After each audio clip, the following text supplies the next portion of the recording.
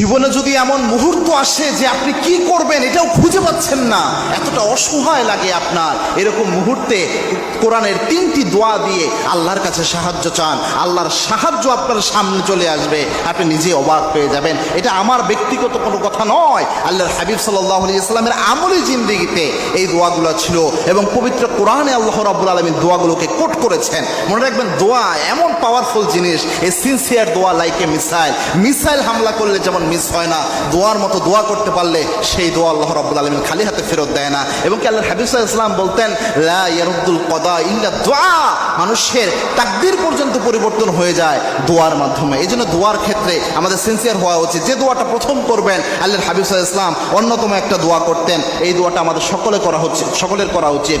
আনাস রাদিয়াল্লাহু আনহু বলেন, ইবনে আব্বাস রাদিয়াল্লাহু আনহু বর্ণনা করেছেন, আল্লাহর হাবিব সাল্লাল্লাহু আলাইহি ওয়াসাল্লাম যখন পেরেশানিতে পড়ে যেতেন, যখন আল্লাহর হাবিব সাল্লাল্লাহু আলাইহি ওয়াসাল্লামের অনেক সময় একটু